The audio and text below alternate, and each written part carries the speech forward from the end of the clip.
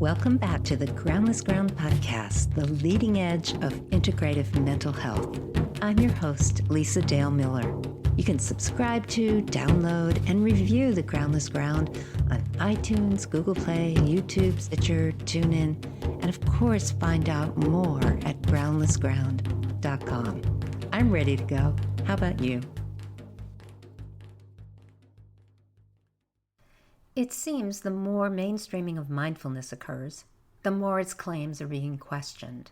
Ron Purser, professor of management and author of the groundbreaking new book, McMindfulness, How Mindfulness Became the New Capitalist Spirituality, has been a longtime critic of the widespread mainstreaming and overselling of mindfulness practices.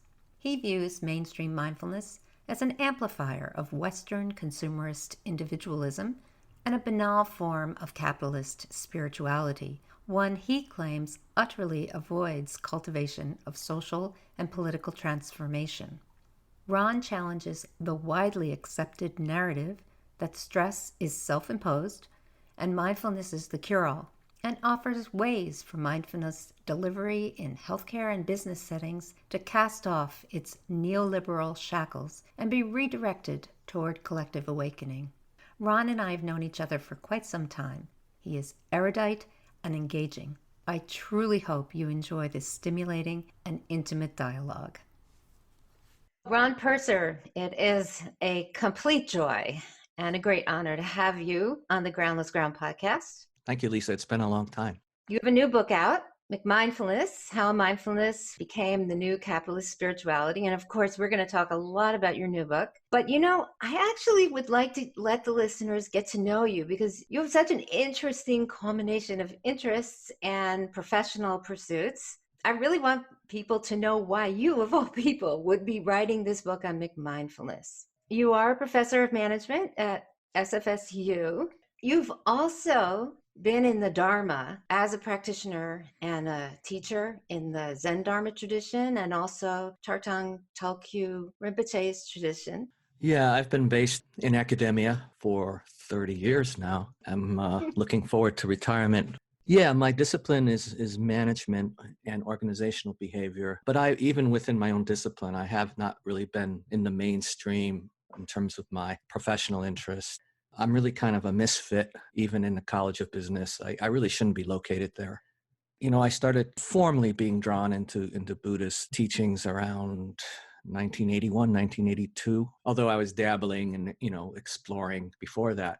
I always felt that the Buddhist teachings were operating in the background and sort of guiding me into what I would be working on. Like I was interested in ecological and environmental responsibility in the field of organizations back in the 1990s. And then I got interested in time and how our digital society was starting to influence every domain of our life. So this was a way of kind of indirectly being guided by the Buddhist teachings, but I was never explicit about it in my writings until very recently. And did you make a conscious decision at some point to just come out of the closet as a Buddhist? The field of management is actually pretty open about taking ideas from other areas and developing them. And there was a journal that started, I think, around 2005. It was called the Journal of Management, Spirituality, and Religion.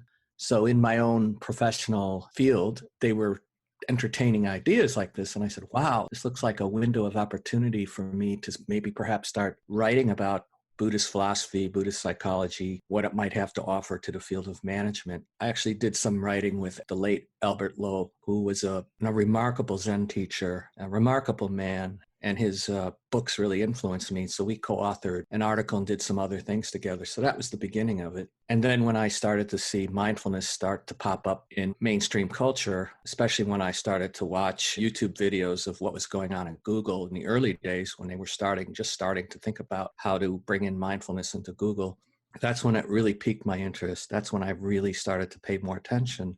And it's interesting that I really didn't know much about mindfulness. Can we just stop for a moment? Okay. I didn't. I actually think this is one of the core pieces that I wanted you to sort of communicate to the listeners, because it is a theme that runs throughout your book. The way mindfulness has grown up in the West is Hmm. not necessarily something that someone who is very involved in Korean Zen tradition would necessarily recognize. Right, because the Buddhist modernist Vipassana insight is what is the dominant mainstream understanding of mindfulness in the West. I think I'd like to start with a quote from your book. Would that be okay? Yeah. Most of the promoters of mindfulness are nice. And having personally met many of them, including the leaders of the movement, I have no doubt that their hearts are in the right place. But that isn't the issue here. The problem is the product they're selling and how it's been packaged. Mindfulness, like positive psychology and the broader happiness industry, has depoliticized and privatized stress. Yeah, I think that's probably the core thesis of the book, trying to understand how did we latch on to the stress discourse, because that was new to me. I made some discoveries in my own research as I was reading about that. Why don't we go to what you call the stress discourse? Give us a bit of a sense of what you mean when you use that term. I think the stress discourse is that it's been billed as an epidemic and it's inevitable part of our modern capitalist culture. By buying into the idea that stress is just a given and it's just a part of modern life, then it's up to us to kind of mindful up to deal with stress. But there's a lot more going on behind that. There's ideological components to the stress discourse which aren't really thought about or considered in the mindfulness movement. The discourse of stress is really kind of embedded in a biomedical paradigm from psychiatry, psychology, biology, medicine. It frames stress as an individual level problem. And by doing that, it sort of cuts off inquiry into historical or social and political context of stress. And so I think the leaders, although as you said, they're well intentioned, but they rarely question this discourse of stress. In a way, they have a deep investment in it because selling mindfulness is sort of stress reduction. One of the issues throughout the book is the individualizing of social problems. There's a great woman whose book that I read that really turned me on to some of these issues. Dana Becker, she coins the term stressism. Basically, stressism is a way of thinking about stress as just purely a lifestyle problem and that it's not linked to social forces. From that perspective, that is what really triggered me to look deeper into this. And as I did, I even found kind of another version of stress in the late 19th century. It was called neurasthenia, also known as American nervousness. It was very fashionable, actually. So neurasthenia was considered a lack of nerve energy. It was actually a badge of honor among the middle and upper classes because they saw it as a challenge of adapting to the modern pressures of industrialization at the time. That diagnosis faded by the early 20th century. By the 1950s, we begin to see the emergence of stress. But the thing that you hear a lot in the mindfulness movement, our caveman ancestors had to face predators like the saber-toothed tiger. Our biology evolved to have the fight-flight instinct that became hardwired into our human biology. But since our brains haven't really evolved that much since the caveman Stone Age era, we still fall back on the fight-flight instinct. And so we overreact to things. They're not saber-toothed tigers anymore, but there's someone who is criticizing us or whatever it may be. So unlike the hunter-gatherers that led a leisurely lifestyle, had time to go back in the cave to overcome their adrenaline rush, keep going on with our lives, and we accumulate stress. And we begin to hear the term that we're stressed out. That term really didn't emerge until like the 1980s. So the mindfulness solution is that we need to self-regulate, which is now jazzed up with a lot of neuroscience. The premise is if we had only evolved further biologically, which we haven't, that we would be fine. But because that's not the case, that we have to manage stress. And so stress is not seen as part of the social and political context. And that if we had evolved further biologically, capitalist societies would have no stress or conflicts. We'd be fine. But instead, we have to eradicate these antiquated problems. And so it's up to us to self-correct. And so it's a form of like biological reductionism in a way. And capitalist economy is simply taken as a given that we have to adapt to. So it naturalizes stress. You know, I was trained in MBSR many years ago. What you're describing was never part of my training in terms of the science of stress. In fact, that really hardly talked about, honestly, back then. It's true, it may be much more part of the discourse because psychology is taken up from Robert Sapolsky's work and many other people's work talking about the way the mind has compensated for a lifestyle that is not particularly healthy for most people. And that's for all kinds of reasons, individual behavior. It's also because of the culture we live in and because of environmental conditions that are not actually good for us either. There's a whole lot of things that come together. So that particular narrative about stress, I don't think is particular to mindfulness. In Buddhist psychology, and when I say Buddhist psychology, I don't mean modern Buddhist psychology. I mean from the Buddhist teachings in all three schools, the word stress does not exist, but the word klesha does exist. Afflictive emotions in Buddhism are the source of almost all human suffering. I would say that pretty much all the schools of Buddhism have a particular recipe for being able to identify, recognize, and work with the afflictive emotions so that as a human being, you are not behaving in a way that causes harm, and you might even be alleviating harm and suffering that are arising in other people.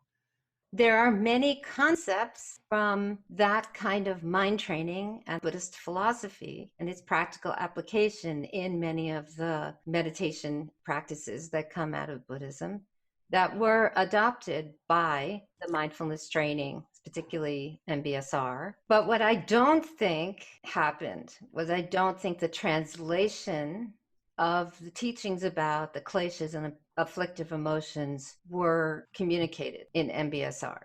Instead, the thing you've mentioned is the stress narrative that Western physiology and Western psychology had picked up was the thing that came in. But there was a reason for that because there were all kinds of illnesses that doctors couldn't do anything about, and they were sending people into the basement to do this thing that John Kabat-Zinn and Saki Santorelli had created for people to see whether or not any of that would help, which is why I think the stress narrative got so intertwined with what they were doing. Right. I think you're absolutely right about the kleshas. The way I've kind of envisioned this is a parallel to psychology, because we have psychology, which focuses on the individual level, but there's also social psychology. And I don't think we've moved to social Buddhism, like a parallel from individual liberation, classic Buddhist teachings for that, to kind of social Buddhism. Does Buddhism have a social psychology? I don't think so. There really isn't much to go on from the classical Buddhist teachings when it comes to social and political issues and looking at suffering from a wider angle lens. In terms of the stress discourse, I think there's something else. And I completely acknowledge what you say about how MBSR was designed and developed to treat chronic illnesses, stress-related diseases. But once the genie got out of the bottle and mindfulness moved from the hospital clinics to other domains, I think that's where we really see the entanglement with an individualistic neoliberal ethos. So we also have to think about the medicalization of stress and the psychological way of thinking about stress, as you mentioned. Hans Selye, who was dubbed the father of stress in the 1950s. Yes. As I was looking at the history, I found some interesting parallels between the rise of the stress concept and the rise of mindfulness, because Hans Selye was a tireless self-promoter, and much of his research was based on rats, and he overgeneralized his findings from the laboratory, the rats, to human beings. And he got a lot of criticism from other researchers, but he became very evangelical towards the late 1950s, early 60s. And he started making really utopian prescriptions about what society should look like. But a number of scholars have said that stress was really a manufactured concept that became a social fact, because it was the popularity of the concept that made it true, even though there was a lot of contested research about Selye's research. When I do an intake and somebody comes in, they use terms like stressed out, I'm stressed, which frankly, I have no idea what those terms mean when people say them because it's a catch-all. When I ask them to describe what they're actually experiencing, they are experiencing autonomic nervous system dysregulation. Nobody's doubting that. What's the source of that? Is it purely their fault that they're experiencing stress? That it's no. I mean, that's why my book is it's challenging that narrative. Because your book has a very particular point of view, especially when it comes to what you just said, which is what happened after MBSR and other stress reduction methods went into corporate culture. The thesis really works there. It breaks down a little bit in the healthcare setting because even though I agree with you, many of these terms don't really mean much of anything. We've evolved tremendously in terms of epigenetics and other things to be able to give people a better sense of the complexity of why something might be showing up for them. But I will give you, just like corporate America, it is rare. It happens in my office, but it is rare when a clinician will literally tell someone, you need to look at the chemicals in your house. You need to look at the neighborhood you live in. You need to look at the kinds of beliefs that you have, how you're comporting yourself in your community. Are you contributing? This is not the purvey of psychology, and it should be. Right. There's actually a subfield called critical psychology that is trying to move people in that direction. Well, James Hillman did that. We've had 100 years of psychology, and look, you guys are still not dealing with the problems in people's actual lives that are collective problems. You mentioned the neoliberal mindset, which in your book, you attribute a lot of your critique around the way mindfulness is dispensed to it getting behind this neoliberal mindset. I really want you to describe what you mean when you say neoliberal mindset. Well, let me start by talking about an experiment I did once. Is I Googled the word mindfulness, like mindfulness in schools, mindfulness in prisons, corporate mindfulness, and I looked at the images that came up. Always the image of a solitary individual sitting with no other people around that person with their eyes closed.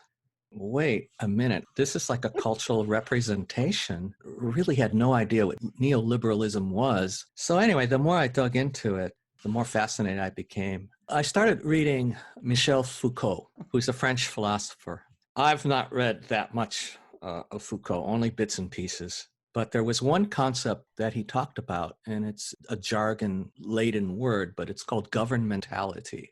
Basically, what he was saying is that neoliberal institutions exercise micro levels of power, and that they're actually reformulating our subjectivity, our sense of identity. And he basically distinguished between techniques of domination and techniques of the self. Techniques of domination is where power operates outside of yourself. It's imposed upon the person. So we see that like in feudal societies, they would do public hangings, send a message to the populace. But techniques of the self is much more modern. And he refers to that as disciplinary power. And disciplinary power works at a micro level. So neoliberalism is all about creating a culture of enterprise. Individual well-being is sort of linked up with being able to be an entrepreneurial person within a capitalist economy. The techniques of the self relies a lot on institutions and institutional expertise to relay and transmit those forms of disciplinary power. The British sociologist Nicholas Rose is one of my heroes. He wrote a lot about what he called the side disciplines. And the side disciplines are linked to how institutional expertise became a way of influencing individual subjectivity. It's a way of harnessing these micro fields of power and having that seem as if it's consonant with individual freedom. But I think one of the key points is that neoliberalism and the mindfulness movement, they both conceive of social well-being in individualistic and psychologized ways. So for example, happiness is now a skill. We train our brains like a muscle. It's all individual effort. And so these skills can be developed without reliance on external factors. And that's kind of embedded then within a therapeutic discourse.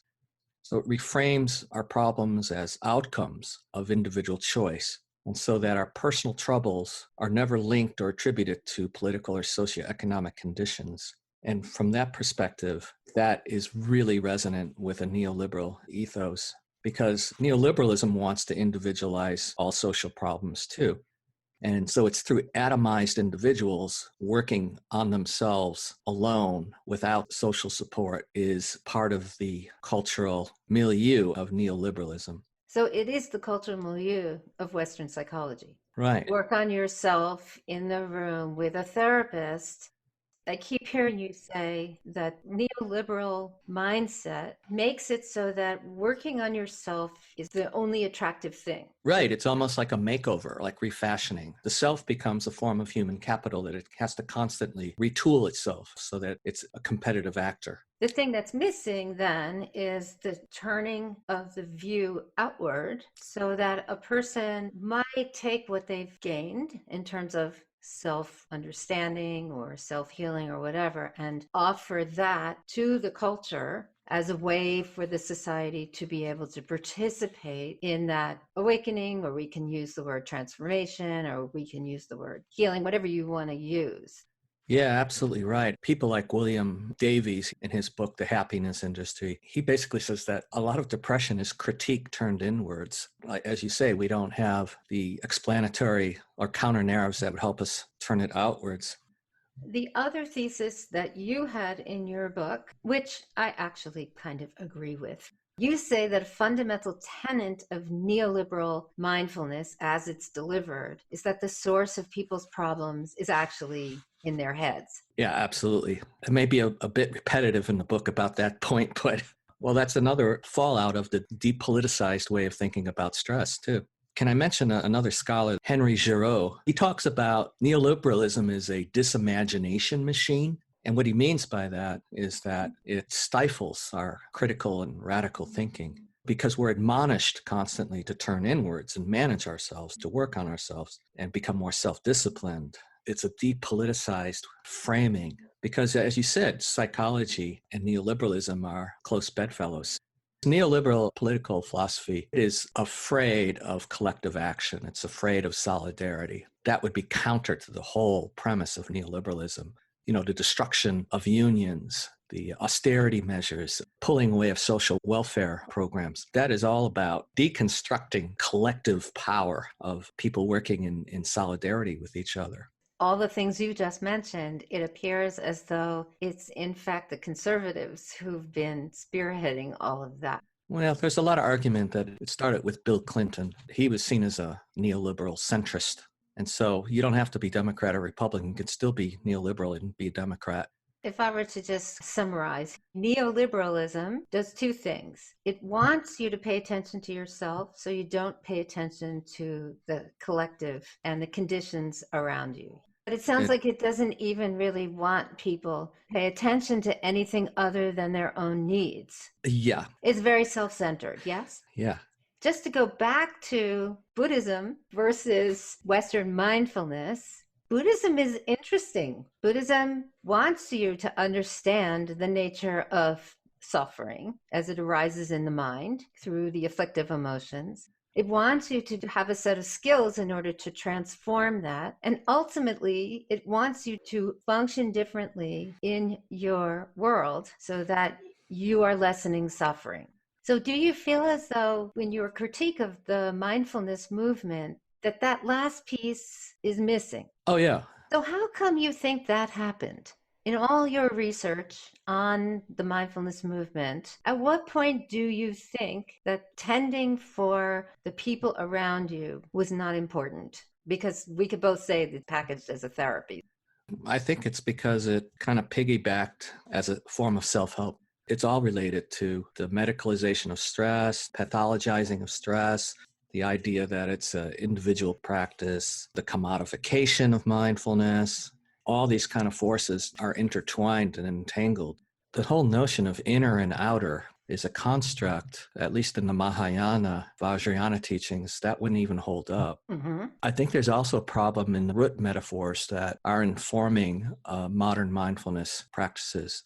And they see the mind as some container, an inner theater. There's almost like a Western Enlightenment way of thinking of some sort of objective inner observer that's contained in a particular spatial and temporal location. That to me is problematic as well, but that's a whole nother can of worms. Your book brought up so many contradictions, which is why I think it's a fantastic book. So, at one point in your book, you do say that neoliberal mindfulness is a kind of self pacification. And one of the examples you give is you say, never mind what might cause you anxiety. Just be mindful of what's in front of your face and do your best to feel fuzzily warm. So, I thought this was an absolutely beautiful depiction of what modern mindfulness gets wrong in its translation of the Buddhist teachings.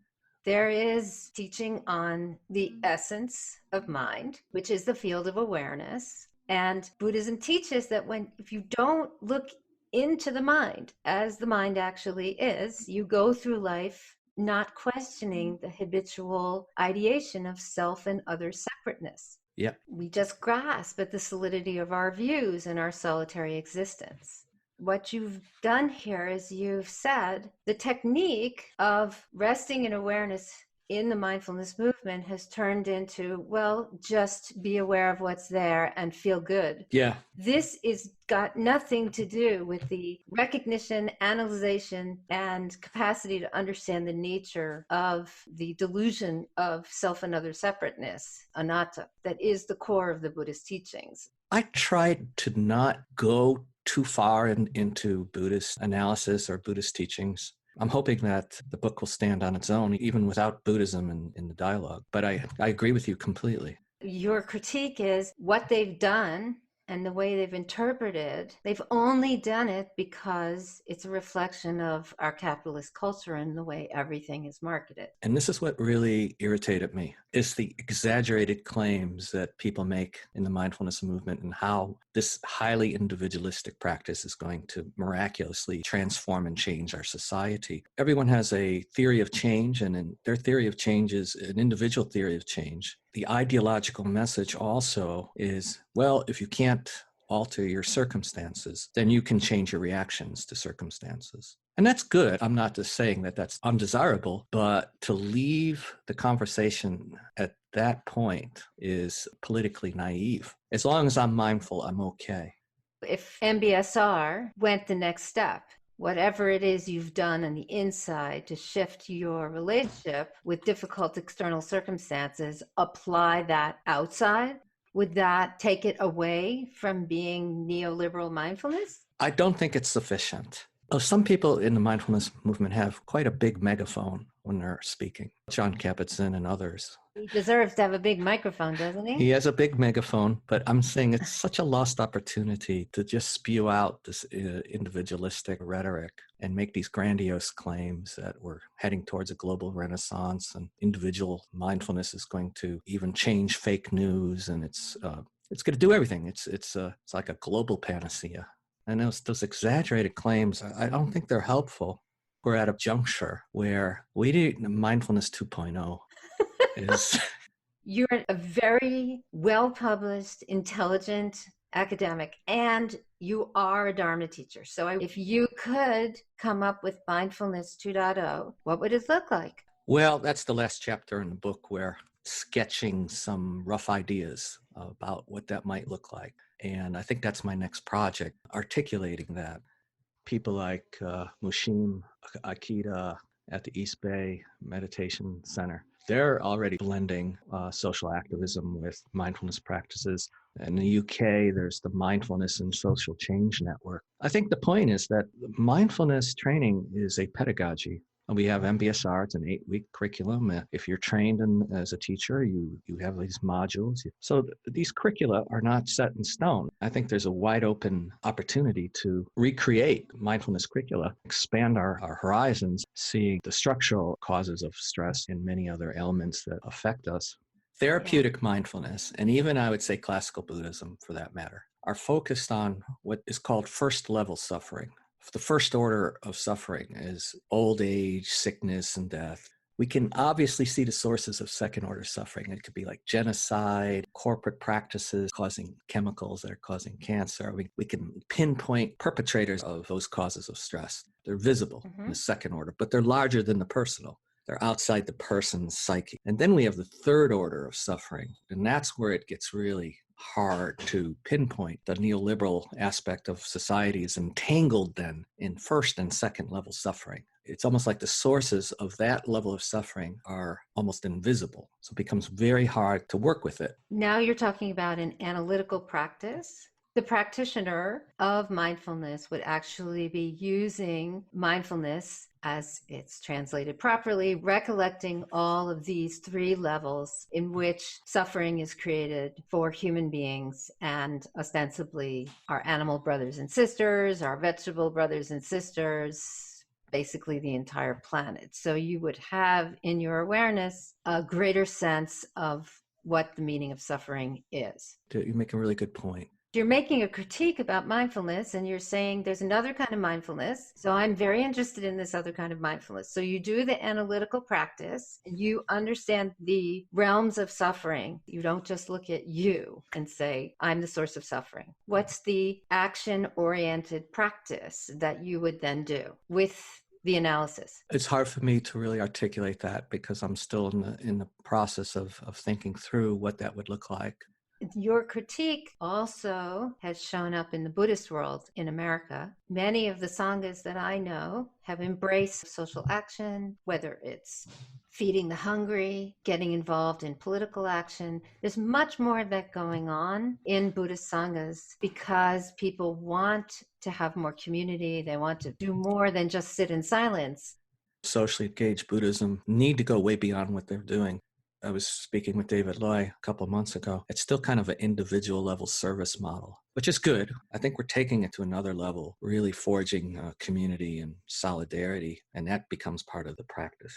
Your critique of mindfulness as it's shown up in corporate America is extremely poignant, especially when it comes to the idea of a mindful employee. Well, because I'm a management professor, I pretty hard on the corporate mindfulness club. So tell us all about it. I had a lot of fun writing those chapters. In particular, I attended the very first public workshop offered by the Search Inside Yourself Leadership Institute that was offered downtown San Francisco 4 or 5 years ago. When Google first began to develop its program, I was actually a hopeful optimist about it. I was actually in conversation with some of the leaders at Silly, and I actually sent them a paper of mine, and they really liked it. And I thought, wow, maybe this is going to be quite an innovative program that will take into account a different way of thinking about corporate stress and so forth. But I attended the event, and I walked away extremely disappointed. 60-70% of the program was rehashing Daniel Goleman's emotional intelligence work.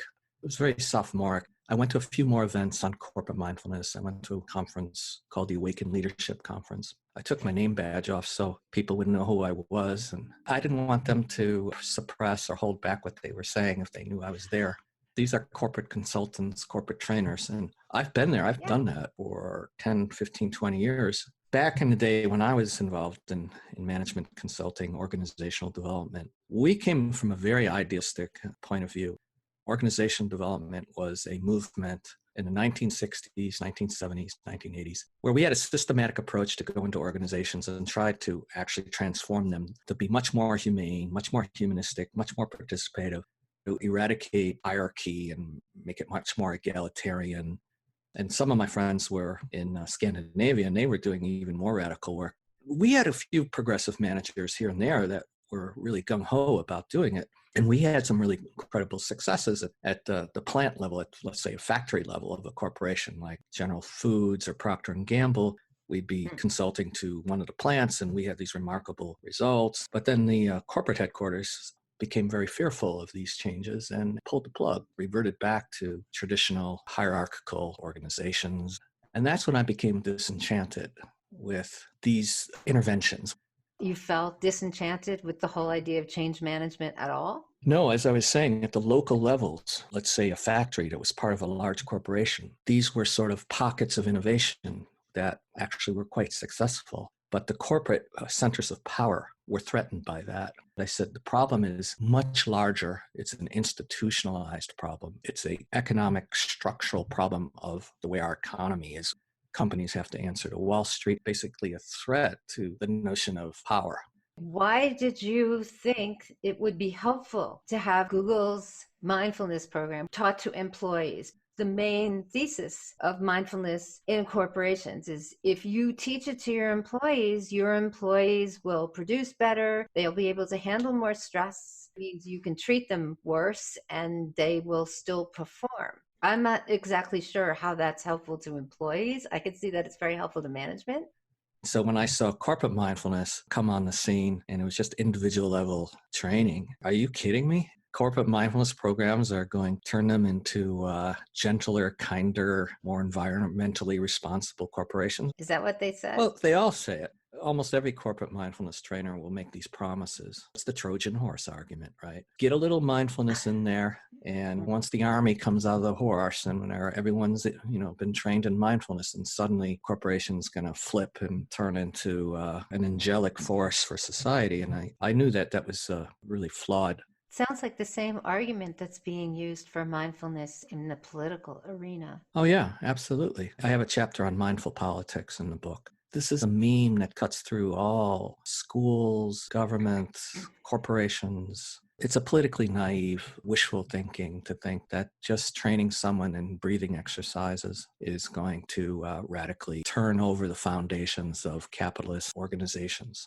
Hearing you say the techniques that are delivered in, for instance, MBSR, the stress reduction techniques, don't have any way that a person could be able to take the well-being that they might be experiencing internally and look outside of themselves and see the causes of suffering around them and have the motivation to do something that might actually compromise their own power, to do something that might make it so that they have to possibly become less rich, less exploitative.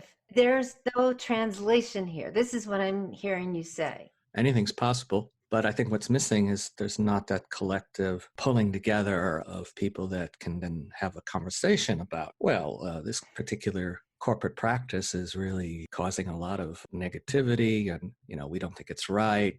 Those conversations are not part of the process in corporate mindfulness training. The structural causes of stress and suffering within corporations, the toxic cultures and so forth. There's not a link to corporate social responsibility either.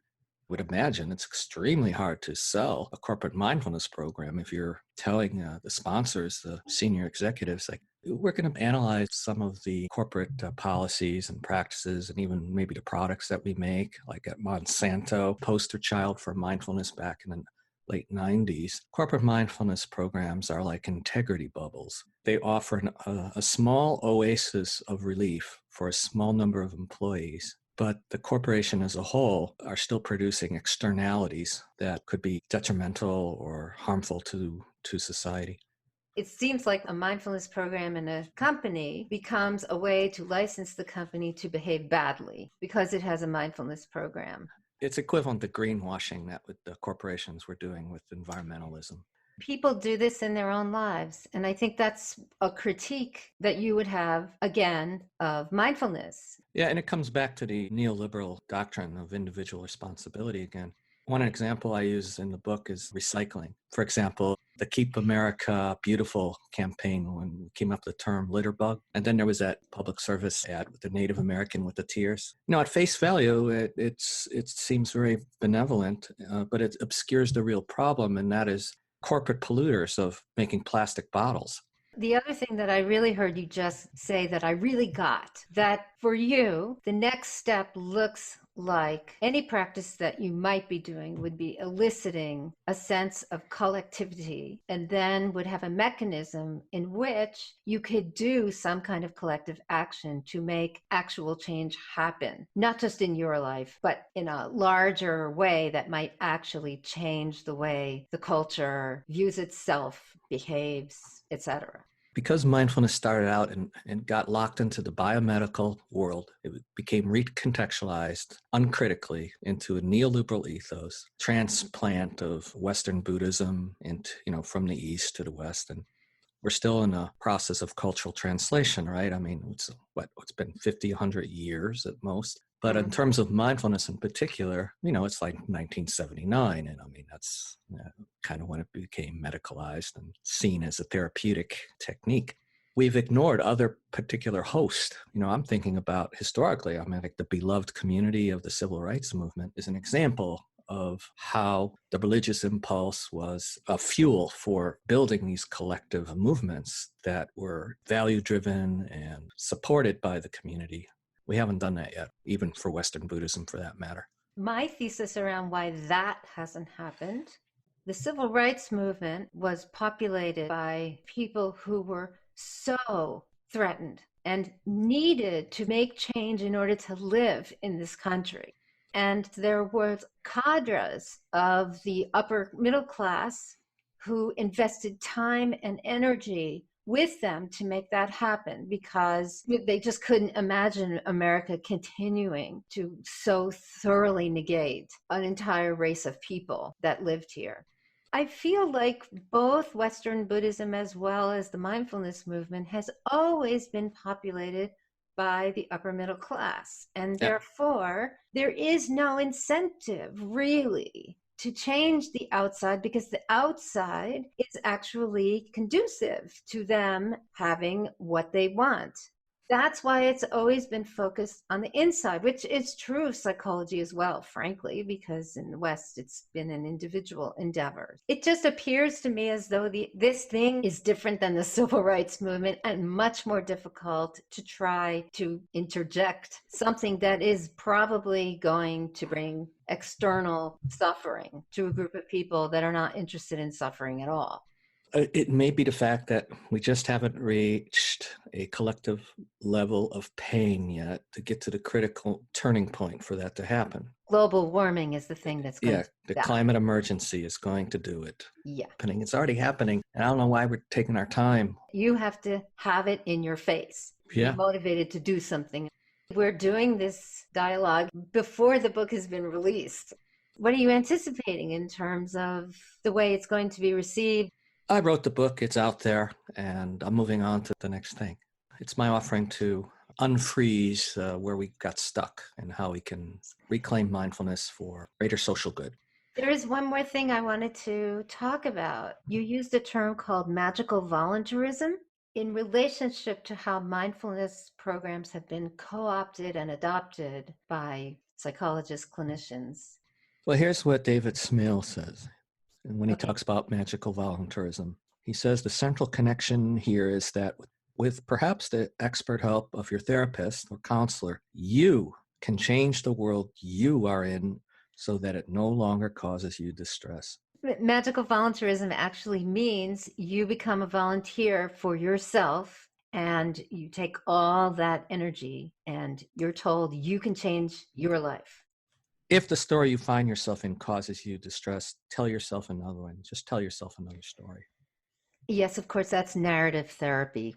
I can see how you would look at the way Western mindfulness has been presented as a form of magical voluntarism. So psychological distress from that point of view of magical voluntarism is nothing more than unhappiness brought about by your failure to accommodate and to adapt. So material conditions really have no bearing or factor, or the situation you were born into has no bearing or factor. So that, I think, your salvation just depends on your personal act of will, basically. The way mindfulness is taught, it's just an accommodation strategy. And that's why it's gaining such widespread acceptance in the clinical psychological worlds. It's a therapeutic ideology based on magical voluntarism. What I would say about that is, if you are a clinician that only talks to your patients and you don't actually have something that can help them create real change in the organismic system, then yes, mindfulness would be like CBT, where you tell people the problem is how you're thinking, you just need to change your thoughts. The problem's all inside our heads, and if we just stop ruminating and get self-regulate, then society will be fine. That's really naive. Well, spoken in that way, I agree. It is really naive. Hard to know what will save the world at this point. Yeah. So it was a real pleasure to have this conversation with you, Ron. And I am so looking forward to the reception of your book. It's timely, it's necessary. Well, thank you so much. I really enjoy your podcast as well. I really appreciate your support. You bet.